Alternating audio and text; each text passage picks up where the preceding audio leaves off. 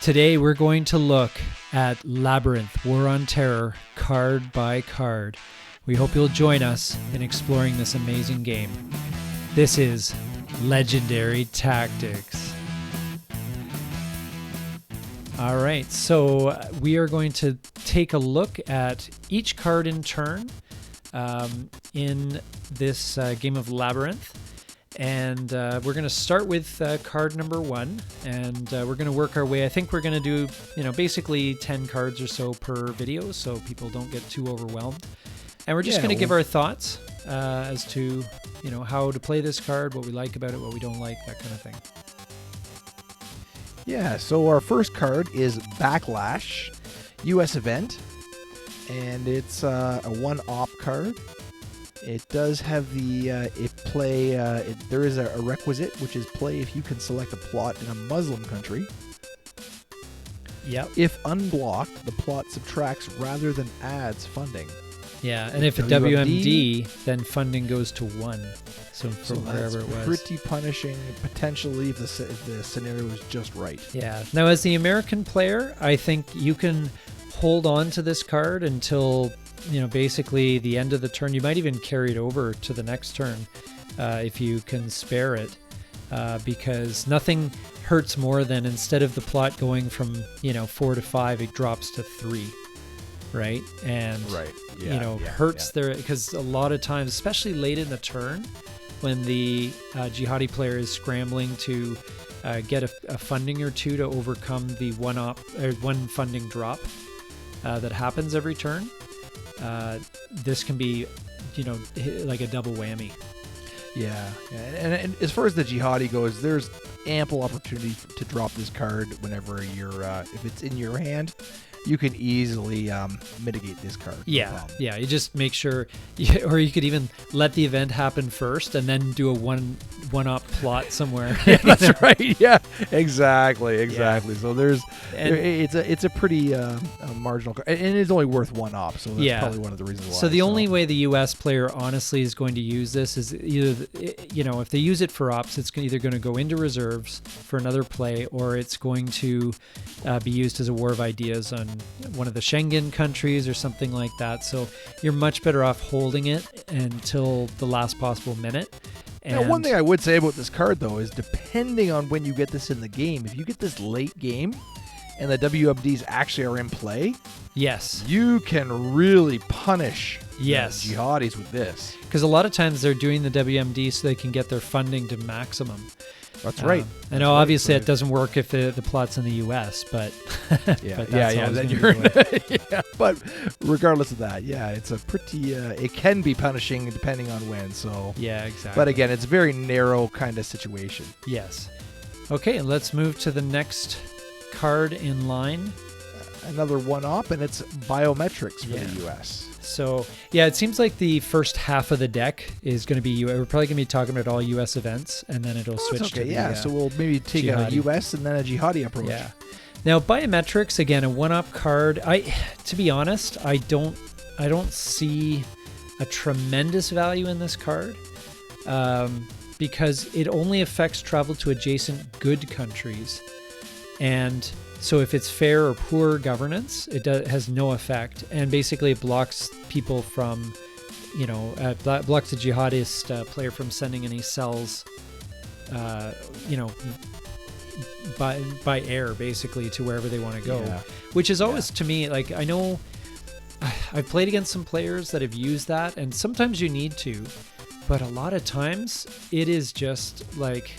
It's such a risk. I mean, even flying into a poor governance country is still 50-50. You're going to get that cell there at all. Like, unless you've got like ample ops and ample funding, to me, unless you really need to get across the world fast, you're not really going to be doing it, right? Yeah, most of your moves should be probably adjacent, and they'll generally be going to fair or poor governance countries, as you're building up for this a card major is, jihad. I would say, a weaker card in general too. Yes. Yeah, and the jihadist player can obviously save this for later in the turn and let it happen, and it will barely affect, their play. Oh, negligible. Yeah. Yes. So, and being 1-op, I mean, You're definitely not sending that one to the plot box. No, definitely not.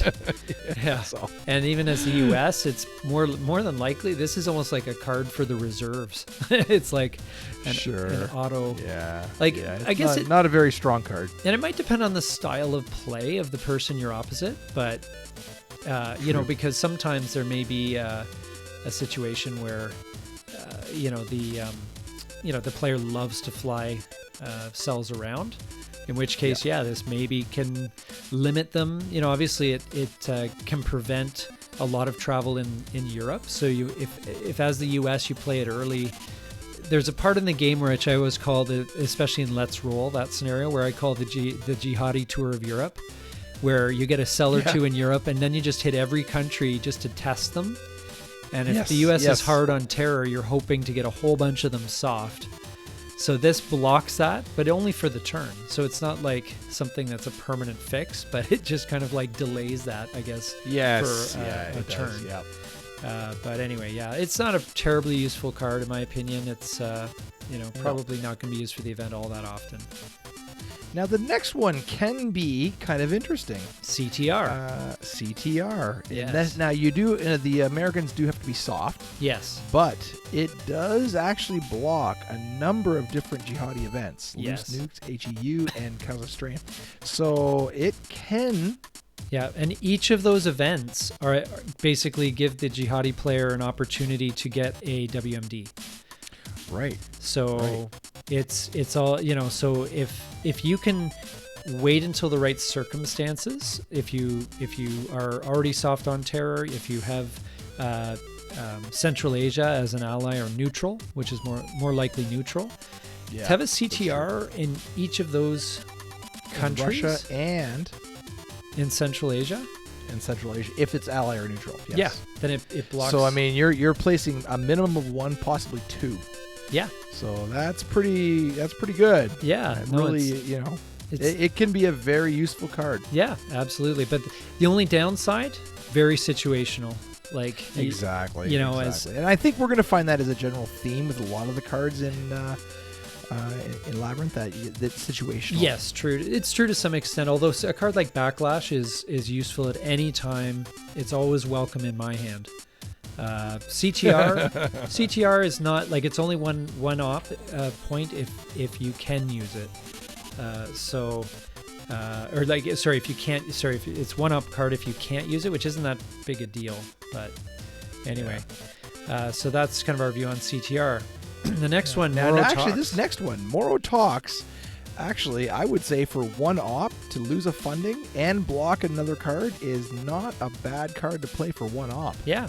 And testing the Philippines could actually help your position if they happen to see things your way and they match your posture. Again, though, if you're hard, you're kind of going in behind the 8 ball. You've got to hope for a 5 or 6. Yes. But yes. That being said, if you've got the room to spare and you can potentially lose that extra one, then why not? Yeah, absolutely.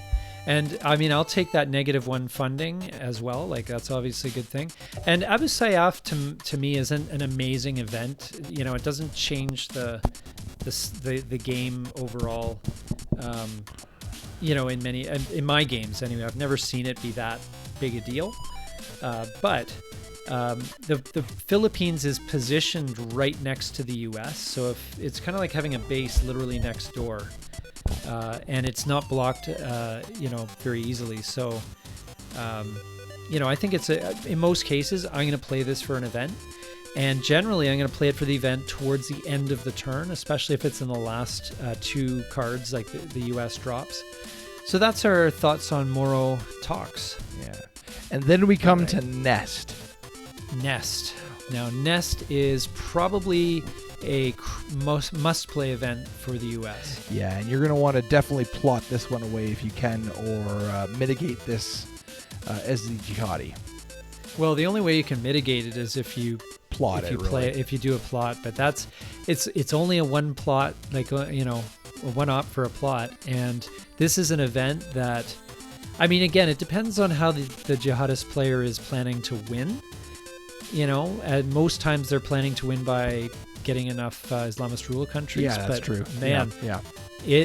it definitely hampers. This is so worth the U.S. taking the event. Oh, for one op, absolutely. For one op, they sacrifice that, and they get that permanent protection. Yeah, so basically, just to review it, that the WMDs are always face up. So the U.S. has no doubt when what's going on where. No, it's a super card, no question.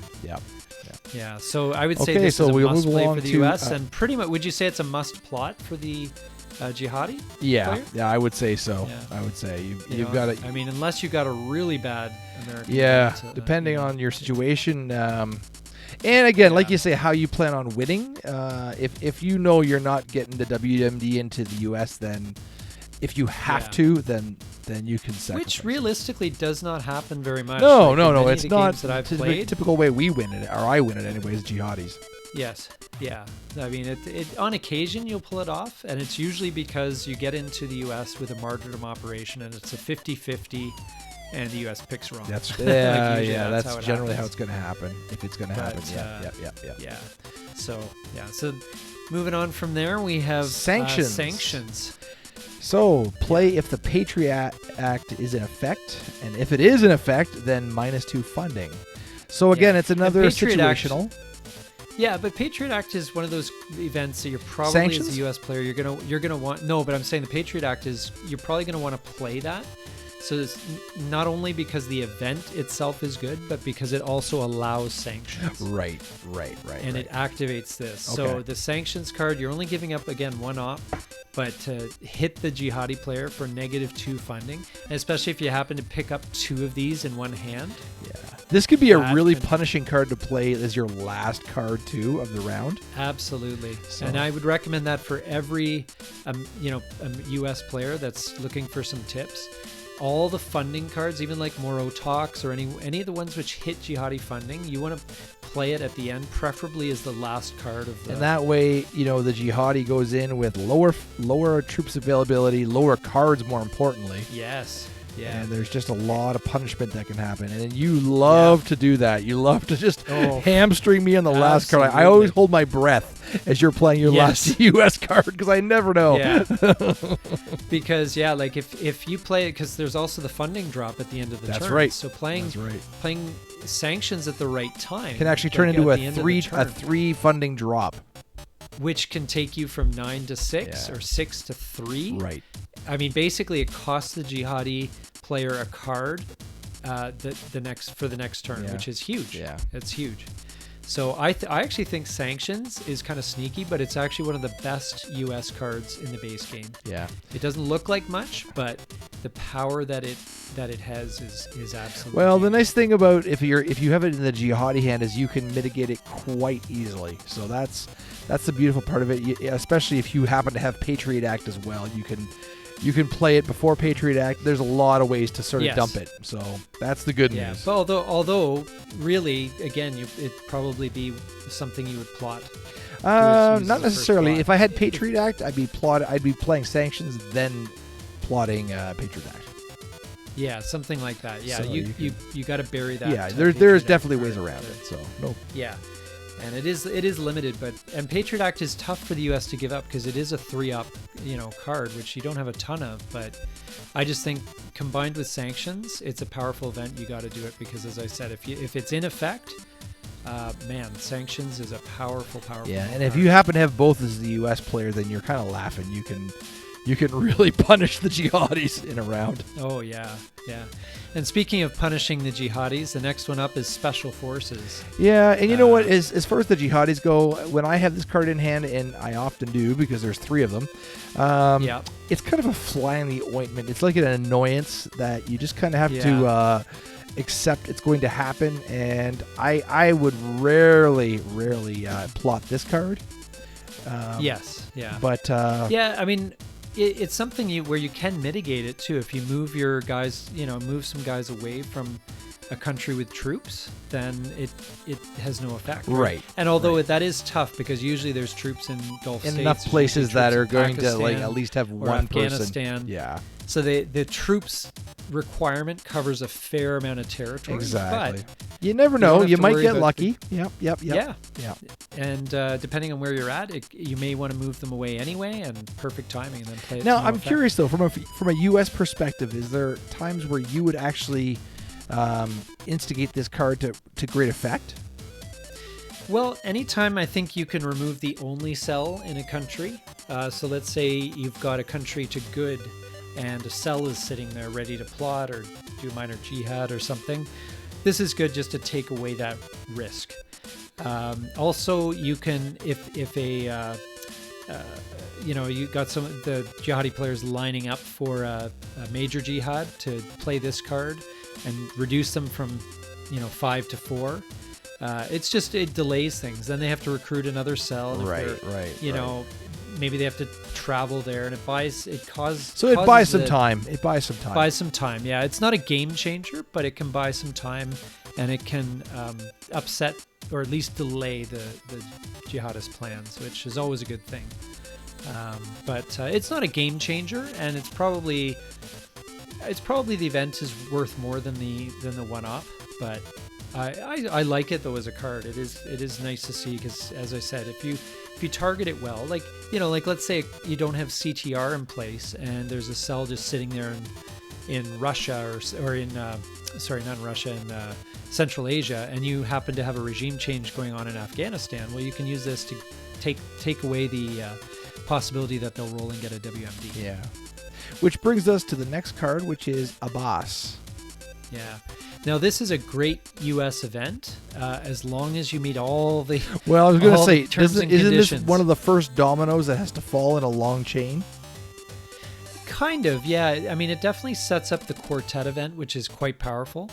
But you can't be an overstretch. No Islamist rule adjacent to Israel. But as long as you hit that, I mean, I'll take the prestige and I'll give you the jihadist player -2 funding. Sure, that's a solid event, no question. Yeah. And there really is no other strings attached other than it's allowing quartet, and then you can't be an overstretch. Yes. Now, so not playing Americans a lot, are you generally in overstretch to start the game? Because this is going to be an early game card. No. Even if you do the if you're playing Let's Roll and you do kind of the typical first turn regime change of Afghanistan, you still go down to war footing, and you would need to deposit at least one more troop before you were in overstretch. So you're pretty well not going to be in overstretch. So this card is definitely in play. Realistically, being in overstretch means you likely have 2 regime changes on the go. Okay. And it's not a great position to be in. No. But but what's interesting about this though, and I see this in the game, even though I don't know if I've ever seen it in real live gameplay. But remove marker if a plot is resolved in Israel, which means you can disallow quartet if you pull off a plot in Israel. And I mean, Israel's hard to get plots. I don't know if I've ever seen a plot go off in Israel. Yeah, because Israel's so far from everything. It's so far removed. And it's hard to get. You can't really fly there. No. You can't get into it. You got to walk a long ways to get there. And it's quite a journey. It's not like you can flip it to Islamist rule. It's just more of a. But there's a few events that are centered around Israel, and most times they get used for ops because they're just. It's not productive. Yeah. Now, it's possible to have an Islamist rule adjacent to Israel, for example, in Jordan or something like that. But basically, yeah, it's just interesting that you at least have the opportunity to remove the marker if you're worried about quartet. Yeah. And you want to stop the U.S. player from having that. Because this card's removed. Like, if you pull off a plot in Israel, there's no way quartet is ever going to fire. Okay. Yeah. And this is one of my favorite U.S. events. Yes, and you have played this on me to great effect. Al-Azhar. Pest Egypt, which is kind of like been punished on this card thing, but if you can get it, this is almost even worth doing a regime change just to take the Islamist rule away down in time to play this card. Yes. And lose 4 funding, and especially if it's an end of the turn card, 5 which is funding. exactly where you've played it. Yes, and that basically you can expect to put the jihadi player in low funding. Now, very likely you're going to be in war footing, And so the U.S. is only going to have a 1-card advantage. But if you happen to get lucky and pull your troops out, get into more of a peacetime kind of footing where where you've got a lot of your troops on the troop track, then -4 funding is awesome. It's just punishing, yeah. And I mean, you do get to test Egypt as well, and you never know, right? You might even get a fair. Yeah, which would help. Yeah. So again, just to reiterate the strategy, save the negative funding cards towards the end of the turn. The jihadi player has less opportunity to plot and to recover these. Yeah, and this is definitely a card that I would first plot if I had that in my hand. There's no doubt. Yes, exactly. Even for -2 funding alone is worth the plotting. So yeah, really, because if you land the plots, then you're going to at least cancel out the funding. That's right. Even if you that's right.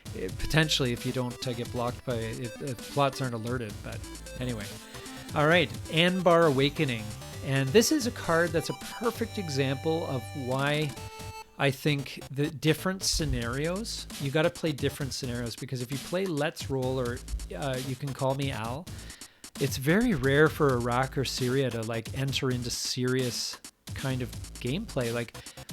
Occasionally you'll see the jihadi player pull off a major jihad in Iraq, right, which might prompt a regime change, but I don't know, it's just one of those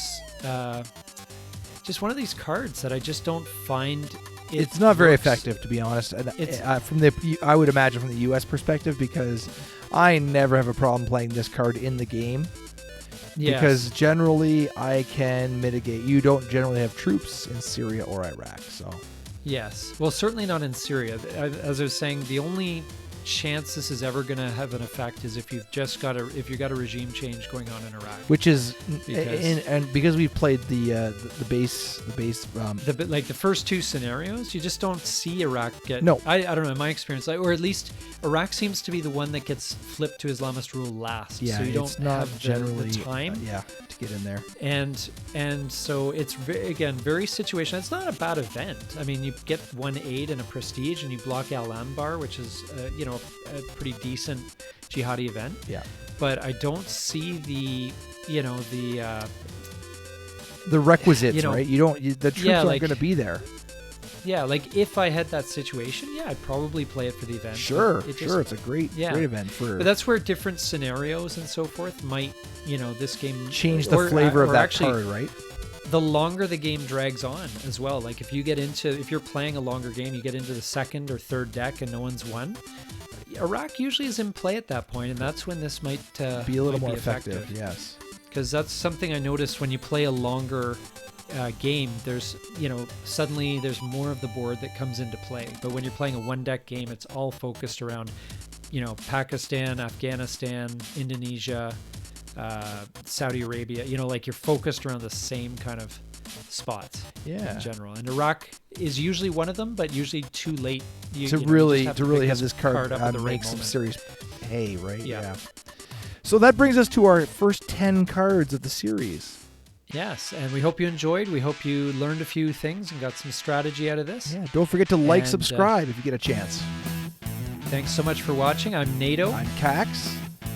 And this is Legendary Tactics.